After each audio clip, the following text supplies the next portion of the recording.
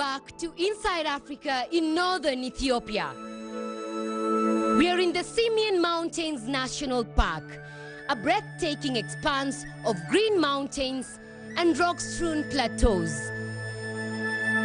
Some of the park's vegetation and wildlife can only be found here, in the Ethiopian highlands. Today, we are wandering through the park in the hopes of catching a glimpse of another native species, one much rarer than the Galada baboon and Walia ibex, the elusive Ethiopian wolf. So do you think we'll be able to see some wolves here? Yeah, because this area is some most important habitat of the wolves and the ibex. Mostly in, towards the left, the rocky area, the ibex is live. Towards the right, or in the back, this is an important habitat of the Ethiopian wolf. I see. Why do you think they like this area? Yeah, this area is very important because most of the wild animals are living here, and the rocky, the formation of the rock is very important. Most of the tourists are happy to see this, especially that one is a Ras Dashen. That's Ras Dashen. That is Ras Dashen, the highest peak in Ethiopia, the furthest peak in Africa.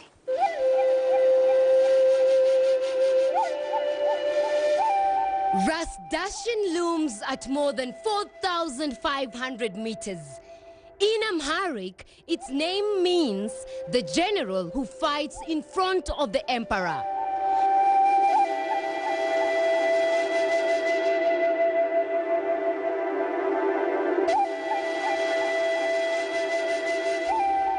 At around 4,100 meters above sea level, Maru takes us to meet a scout who can help in our mission to find the Ethiopian wolf.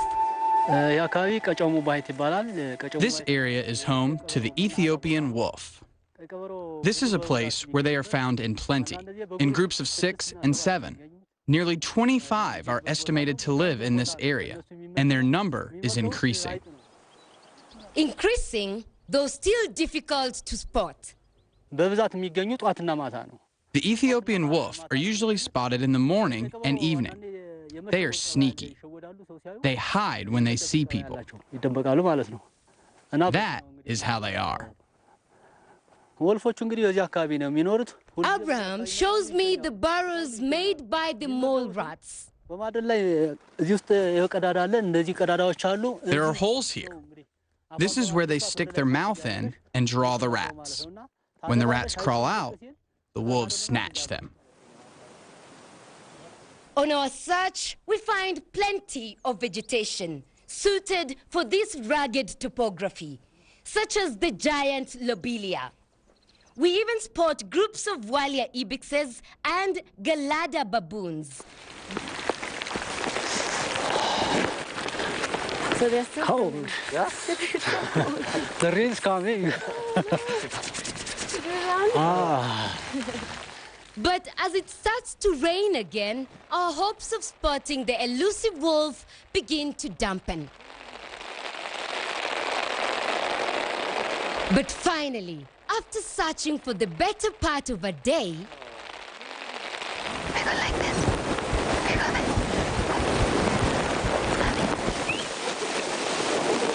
this. Coming back, it's there. So we've just spotted one wolf. It seems to be walking around us. So we're trying to be as quiet as we can be because they're very shy. Otherwise, it will run away. And they seem to come in here more when the mist is rolling in. Why is that? Yeah, the first of all, it's like to calm environment. So, and also around here, there are a number of rats here. There are more rats here. Different type of more rats here. So because of that, they are concentrating around here. That's why, that's the secret. Conservationists consider the wolf one of Africa's most endangered carnivores. Even Even living at altitudes of 3,000 meters, the wolf's greatest threat is human encroachment.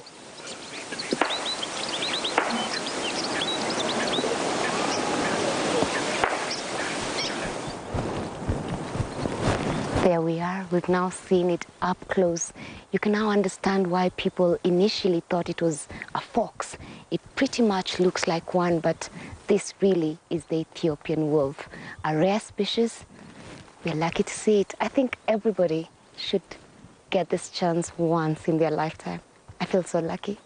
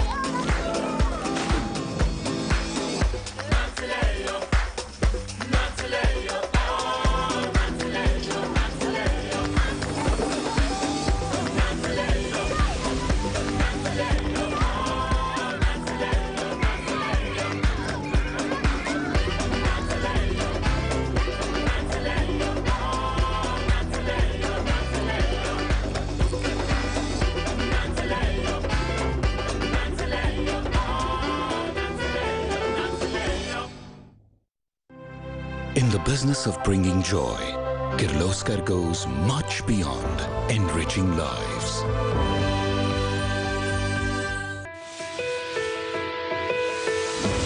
Honorees, 4 weeks to vote, and only one Hero of the Year. Vote now, once a day, every day, for CNN's 2015 Hero of the Year at cnnheroes.com. I'm Christy Lustad in Hong Kong, and this is CNN.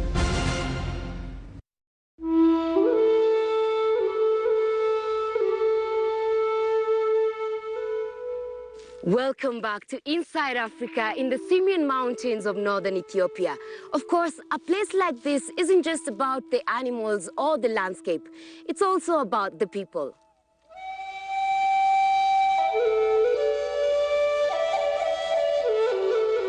Our journey takes us to a bluff overlooking a centuries-old monastery. Perched thousands of meters above sea level, the Sadiq Amba Monastery is secluded and practically hidden from view, and has housed Christian treasures since 1640. We meet Abba Mazgenau, the custodian of the monastery since 2007. In regards to my responsibility, there was someone before me who was in charge as the custodian. When he died, we went to the church to bury him, and they asked me to take over. They were paying me a salary, and I kept on doing that. I am now in charge. We decided that the journey by foot to the monastery wasn't safe enough. The sheer drop is dizzying, and few tourists have ever made the trip.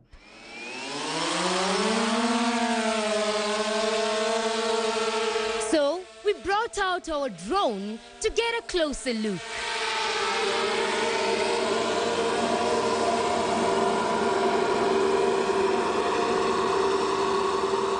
Abba, on the other hand, seems to make at least the first part of the journey with relative ease.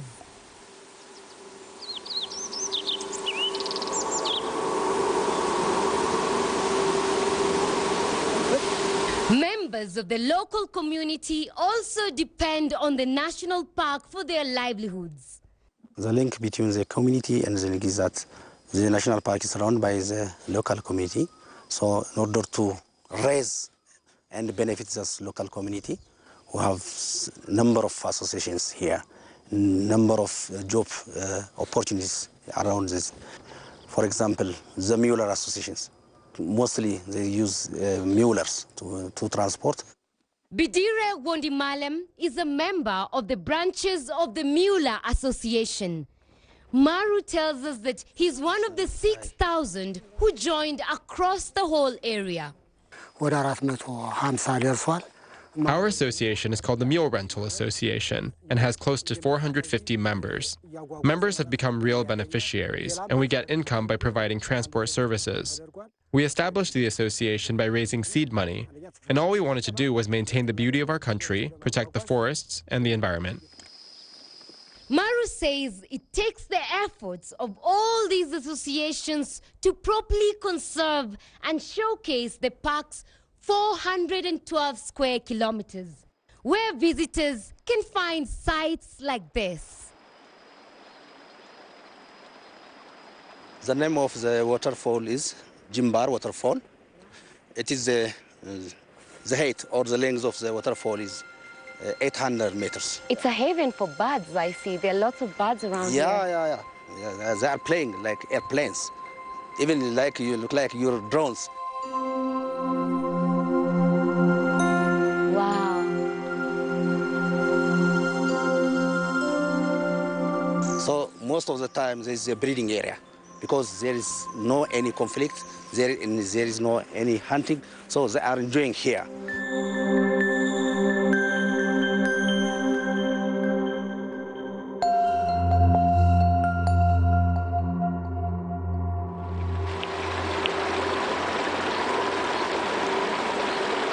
We meet Firns Yirga, one of the community guides who has been working at the park for the past 5 years. And then here we are also, which call it the Jimbar waterfalls. This is one of the famous waterfalls. Today, Firns is showing a group of tourists a beautiful view of the Jimbar Falls. When I come here also, when I work, I get benefits from the parks also, from the tourists. Beyond their beauty, the falls represent another reason why the Simien Mountains are so important to Ethiopia. Simien is an important source of water for Ethiopia, especially the downstream users. There are a lot of population below this. We conclude our visit to the Simien Mountain with Dawood Mume, the Director General of the Ethiopian Wildlife Conservation Authority. He's in charge of all the national parks in Ethiopia. Simien Mountains National Park is not only the source of wildlife, but also it is the water tower of Africa. So, conserving Simien means conserving water. Conserving water in turn means conserving life.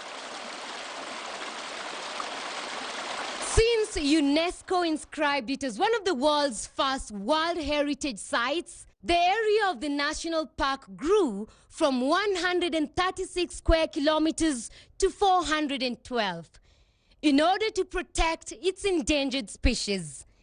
The expansion also required the resettlement of the people living within the park's boundaries. The federal government allocates a total budget of 158 million Ethiopian birr to compensate these people. Dawood tells me that it's his goal to make Ethiopia a top wildlife tourism destination by the year 2020. There are so many reasons why should come to Simien. First and foremost, the spectacular landscape. It is, I think, the physiotherapy for mind. Second, there is endemic species you can find nowhere in the world, not only in the world, but also in Ethiopia.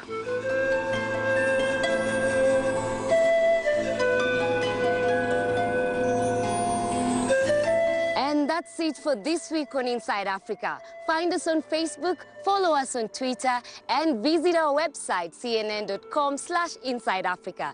Until next week, from the Simien Mountains of northern Ethiopia, goodbye, Denawalu.